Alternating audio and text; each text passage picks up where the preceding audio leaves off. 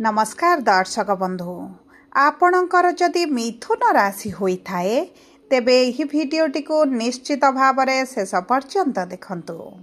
आपणकर व्यस्त बहुल समय मध्यरु मात्र 10 मिनिट समय आपण निज पाई दियंतु।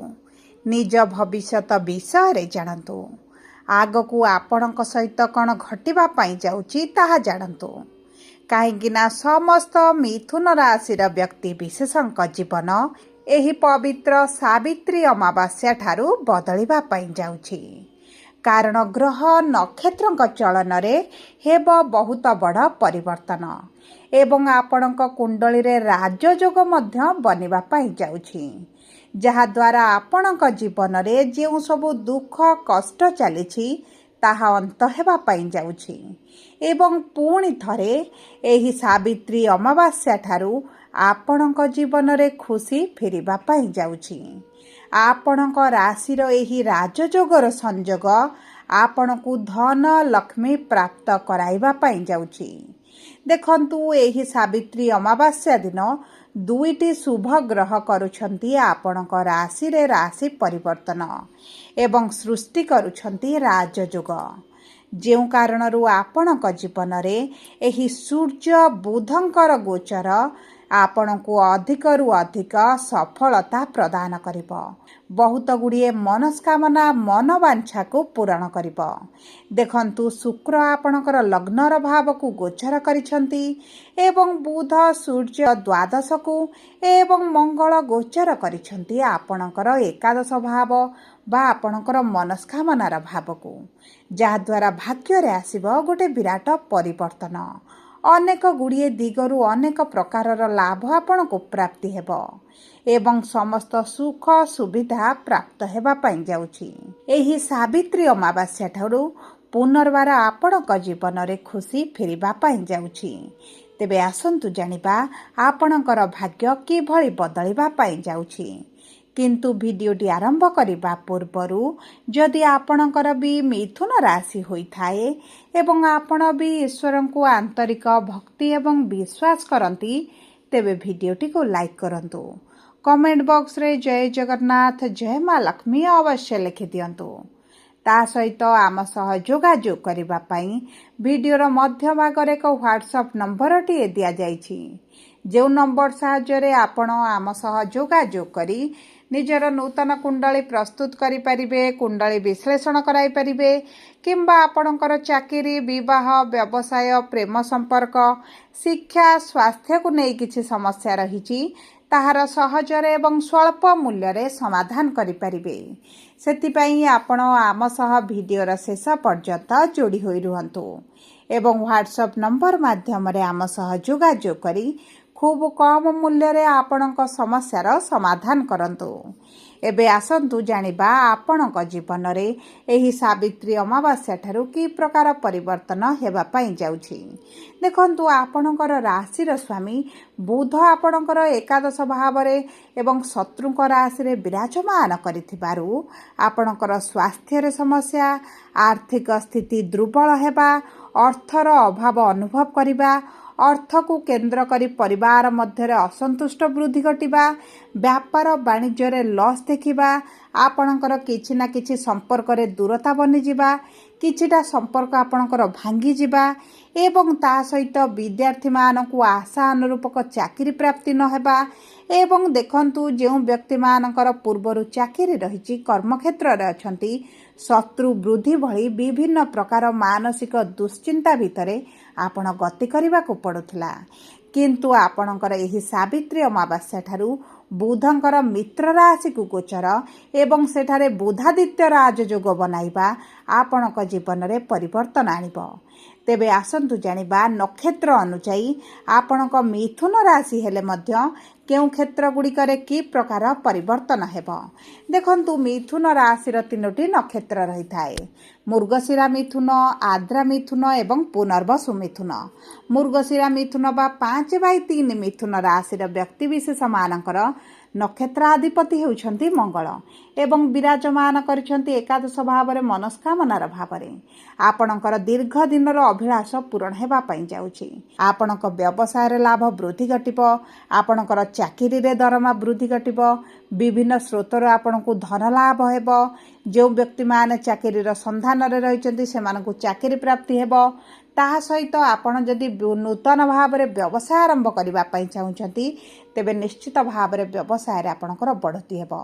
ଦେଖନ୍ତୁ, ମଙ୍ଗଳ ଆପଣଙ୍କ ଦଶମ ଭାବରେ ରହି ଆପଣଙ୍କ ଦରମା ବୃଦ୍ଧିରେ ସମସ୍ୟା, ଆପଣଙ୍କର ଟ୍ରାନ୍ସଫରରେ ସମସ୍ୟା, ପ୍ରମୋସନରେ ସମସ୍ୟା ଏବଂ ଶତ୍ରୁଙ୍କୁ ମଧ୍ୟ ବୃଦ୍ଧି କରୁଥିଲେ।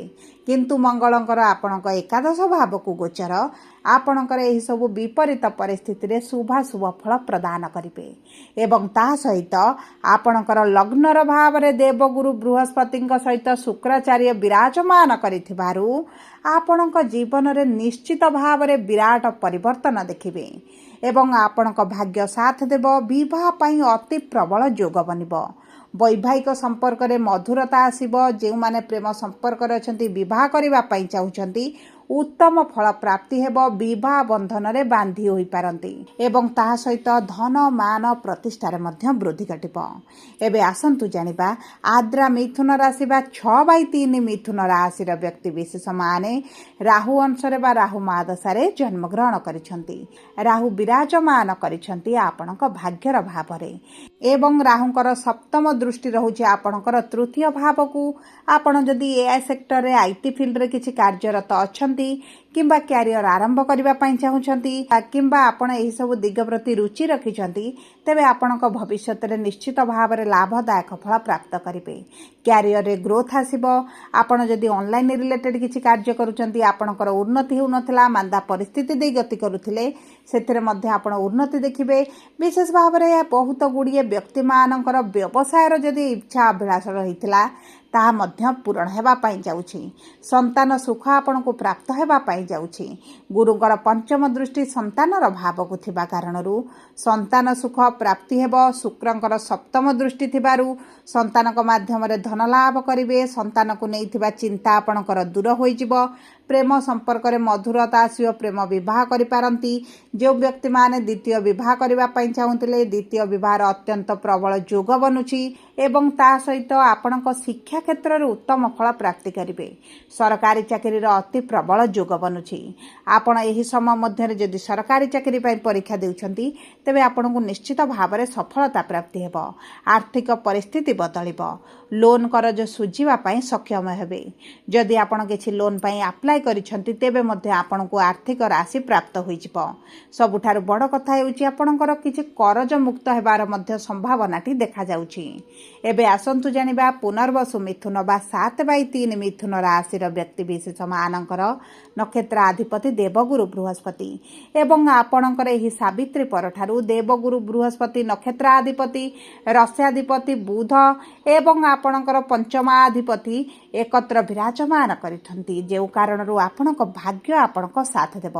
ଆପଣଙ୍କ କର୍ମକ୍ଷେତ୍ରରେ 2 ପାଦ ଆଗରେ ଆପଣଙ୍କ ଭାଗ୍ୟ ରହିବ। ମାନ ସମ୍ମାନ ବୃଦ୍ଧି ସହିତ ଆପଣଙ୍କର ବିବାହର ଅତି ପ୍ରବଳ ଯୋଗ ବନାଇବେ। ଆପଣଙ୍କ ଗୃହରେ ମାଙ୍ଗଳିକ କାର୍ଯ୍ୟ କିମ୍ବା କିଛି ଶୁଭ କାର୍ଯ୍ୟ ଅନୁଷ୍ଠିତ ହେବ ଏବଂ ତାହା ସହିତ ଆପଣଙ୍କର ଭାଗ୍ୟର ଭାବକୁ ଗୁରୁଙ୍କର ଦୃଷ୍ଟି ରହିବା କାରଣରୁ ଆପଣଙ୍କ ଭାଗ୍ୟ ସାଥ ଦେଉଛି। ବ୍ୟବସାୟ ବାଣିଜ୍ୟରେ ଉନ୍ନତି କରିବେ। ଅଚାନକ କିଛିଟା ଧନ ଲାଭ ହୋଇପାରେ। ଉଚ୍ଚସ୍ତରୀୟ ଲୋକଙ୍କ ସହିତ ଆପଣଙ୍କର ଯୋଗାଯୋଗ ବଢ଼ିବ ଏବଂ ବିଶେଷ ଭାବରେ ଯଦି ଆପଣ କୌଣସି ପ୍ରତିଯୋଗିତାର ଭାଗ ନେବେ ଆପଣଙ୍କୁ ସେଥିରେ ନିଶ୍ଚିତ ଭାବରେ ସଫଳତା ପ୍ରାପ୍ତି ହେବ। ଯେଉଁ ବ୍ୟକ୍ତିମାନେ ରାଜନୀତି କ୍ଷେତ୍ରରେ ଅଛନ୍ତି ଆପଣଙ୍କ ରାଜନୈତିକ କ୍ୟାରିୟର ମଧ୍ୟ ଉତ୍ତମ ରହିବ। ଭବିଷ୍ୟତ ଉଜ୍ଜଳମୟ ଦେଖାଯାଉଛି ଏବଂ ତା ସହିତ ଯଦି ଆପଣଙ୍କର ଉପରେ କିଛି ମିଥ୍ୟା ଆଲିଗେସନ ଲାଗିଛି କିମ୍ବା ଆପଣଙ୍କର ପୈତୃକ ସମ୍ପତ୍ତିକୁ ନେଇ କୌଣସି ଏକ କାରଣକୁ ନେଇ କୋର୍ଟ କଚେରୀ କେସ୍ ପିଛାରେ ଆପଣ ଦୌଡ଼ୁଛନ୍ତି, ଅର୍ଥହାନି କରୁଛନ୍ତି, ସେହି ସବୁ କ୍ଷେତ୍ର ପାଇଁ ଆପଣଙ୍କ ଶୁଭାଶୁଭ ଫଳ ପ୍ରାପ୍ତି ହେବ। ବିଶେଷ ଭାବରେ ଯଦି ଆପଣ ଜମି ଭୂମି ଯାନ କିଛି କ୍ରୟ କରିବା ପାଇଁ ଚାହୁଁଛନ୍ତି ତେବେ ଅତ୍ୟନ୍ତ ଶୁଭଦାୟକ ରହିବ। ଏବେ ଆସନ୍ତୁ ଜାଣିବା ଅଶୁଭତ୍ୱକୁ ଦୂର କରି ଶୁଭାଶୁଭ ଫଳ ବୃଦ୍ଧି କରିବା ପାଇଁ ଆପଣ ଏହି ସାବିତ୍ରୀ ଅମାବାସ୍ୟା ଦିନ ଜଳରେ କିଛିଟା ସିନ୍ଦୁର ମିଶାଇ ଆପଣ ସୂର୍ଯ୍ୟଙ୍କୁ ଅର୍ପଣ କରନ୍ତୁ କିମ୍ବା ଜଳରେ କିଛିଟା କଳା ରାଶି ମିଶାଇ ପିତୃପୁରୁଷଙ୍କ ନାଁ ପରେ ଆପଣ ଜଳ ଅର୍ପଣ କରନ୍ତୁ ଏବଂ ତା ସହିତ ଏହି ସାବିତ୍ରୀ ଅମାବାସ୍ୟା ଦିନ ଆପଣଙ୍କର ଯଦି ଆର୍ଥିକ ସମସ୍ୟା ରହୁଛି ଏବଂ ଅମାବାସ୍ୟା ଯେହେତୁ ଶନିବାର ପଡ଼ୁଛି ଆପଣ କିଛିଟା କଳା ରଙ୍ଗର ଜିନିଷ କାହାକୁ ଗରିବ ଲୋକଙ୍କୁ ଦାନ କରନ୍ତୁ କିମ୍ବା ଆପଣ କୁକୁର ହୁଅନ୍ତୁ କାଉ ହୁଅନ୍ତୁ ଆପଣ ଖାଇବା ପାଇଁ ଦିଅନ୍ତୁ। ଏବଂ ସବୁଠାରୁ ବଡ଼ ମହା ଉପାୟ ହେଉଛି ଏହି ଅମାବାସ୍ୟା ଦିନ ଆପଣ ଛୋଟ ପିଲାମାନଙ୍କୁ ଭୋଜନ କରାନ୍ତୁ। କିଛି ମିଠା ଜାତୀୟ ଜିନିଷ ଛୋଟ ପିଲାମାନଙ୍କୁ ଭୋଜନ କରାନ୍ତୁ, ଆପଣଙ୍କ ପାଇଁ ଅତ୍ୟନ୍ତ ଶୁଭଦାୟକ ରହିବ। ଯଦି ଆପଣଙ୍କର ମିଥୁନ ରାଶି ହୋଇଥାଏ ଭିଡ଼ିଓଟି କିଭଳି ଲାଗିଲା କମେଣ୍ଟ ବକ୍ସରେ ଲେଖି ଜଣାନ୍ତୁ। ପ୍ରଥମ ଥର ଆମ ଚ୍ୟାନେଲକୁ ଆସିଛନ୍ତି ଚ୍ୟାନେଲଟିକୁ ସବସ୍କ୍ରାଇବ୍ କରନ୍ତୁ।